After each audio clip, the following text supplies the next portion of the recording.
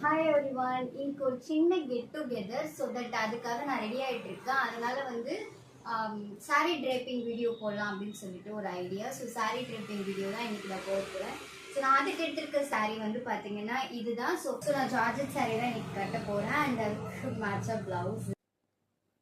First வந்து எப்போவுமே நம்ம நாட் போட்டு நம்ம சொருகிற மாதிரியே சொருவிக்கணும். இந்த மாதிரி நம்ம வந்து டக்கிங் பண்ணும்போது கொஞ்சம் நீட்டாக டக்கிங் பண்ணுங்கள். இந்த இடத்துல கொஞ்சம் சுருக்கமாக இருந்துச்சுன்னா கூட உங்களுக்கு ஒரு மாதிரி பல்கியாக இருக்க மாதிரி தெரியும். ஸோ ஸ்டார்டிங் ஃபஸ்ட்டு இதுதான் கரெக்டாக நீங்கள் பண்ணணும்.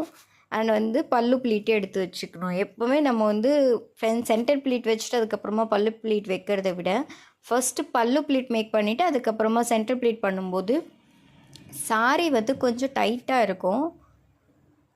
உங்களுக்கு வந்து அந்தளவுக்கு வந்து லூஸாக இருக்க மாதிரி ஃபீல் ஆகாது. டைட்டாகவே இருக்கும் சாரீ நல்லாவே. அண்ட் கொஞ்சம் பார்க்குறதுக்கு ஸ்ட்ரக்சராகவும் தெரியும். இப்போ நம்ம இந்த இடுப்பு கிட்ட வர இடத்துல இந்த மாதிரி அழகாக ஒரு ஷேப் கொடுக்கணும். ஸோ நான் இப்போ எப்படி பண்ணணும் அதே மாதிரி பண்ணி ஒரு நல்ல ஷேப் கொடுத்து ஒரு பின் குத்திக்கோங்க. அண்ட் அதுக்கப்புறமா நம்ம கொஞ்சம் கீழேருந்து ஒரு 2 ப்ளீட் ஒரு 2 ப்ளீட் அளவுக்கு எடுத்துக்கணும். இந்த மாதிரி 2 ப்ளீட் அளவுக்கு எடுத்து அதை வந்து டக்கின் பண்ணிக்கணும். இது நம்ம சென்டர் ப்ளீட்டை எடுத்து முடித்ததுக்கப்புறமா தான் இதை நம்ம வந்து மறுபடியும் டக்கின் பண்ணுவோம். அது எப்படின்னு சொல்கிறேன். இப்போ வந்து இந்த மாதிரி சென்டர் ப்ளீட் எடுத்துக்கோங்க.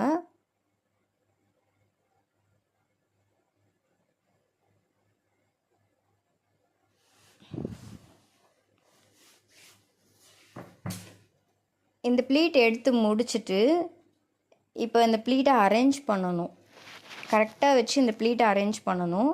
ஸோ இந்த அரேஞ்ச் பண்ணும்போது இந்த ப்ளீட்டு டிஸ்டன்ஸ் பார்த்திங்கன்னா ஒரு 1/4 இன்ச் அளவுக்கு ஈச் ப்ளீட்டுக்கும் டிஸ்டன்ஸ் இருக்கணும். இப்போது எனக்கு எந்த அளவுக்கு தேவையோ அந்த அளவுக்கு நான் வந்து அளவெடுத்து பின் குத்திக்கிறேன். அண்ட் அதையும் நான் டக்கின் பண்ணிட்டேன். இப்போ நம்ம வந்து இடுப்பில் சொருகணும் இல்லையா, அதை மறுபடியும் எடுத்து லைட்டாக ஒரு ரோல் கொடுத்து இந்த மாதிரி ப்ளீட்டை வந்து சைடில் அரேஞ்ச் பண்ணிவிட்டு அதுக்கப்புறமா நீங்கள் வந்து டக்கின் பண்ணணும். இப்படி நீங்கள் பண்ணும்போது உங்களுக்கு அந்த சைடு கொஞ்சம் ஷேப்பாக இருக்கும். சாரீ கட்டுறதுக்கு சாரீ கட்டி முடித்ததுக்கப்புறமா அந்த இடம் கொஞ்சம் ஷேப்பாக அழகாக தெரியும். அண்ட் அதுக்கப்புறம் நான் ஒரு சின்ன பர்த்டே ஃபங்க்ஷன் போகிறேன். ஸோ அதுக்காக நான் ஒரு கெட் ரெடி வித் மீ அப்படின்றதும் வந்து சேர்த்து இது கூடவே எடுத்துடுறேன்.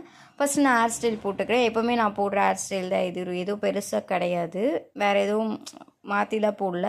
சிம்பிள் ஹேர் ஸ்டைல் தான் போடுறேன். Twisted hair style.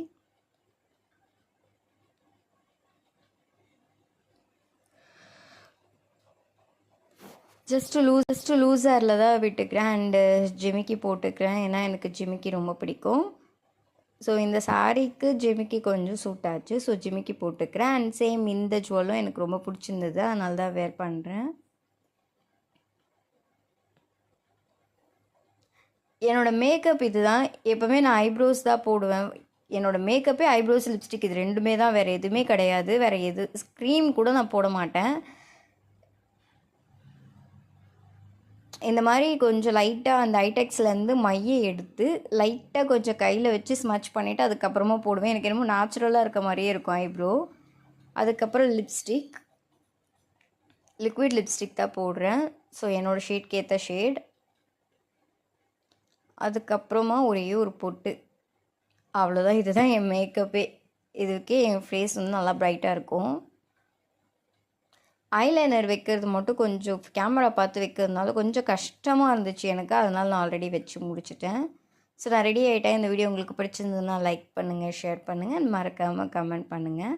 அண்ட் மறக்காமல் என்னோடய சேனல் சப்ஸ்கிரைப் பண்ணிக்கோங்க. தேங்க்யூ ஃபார் வாட்சிங். பாய்.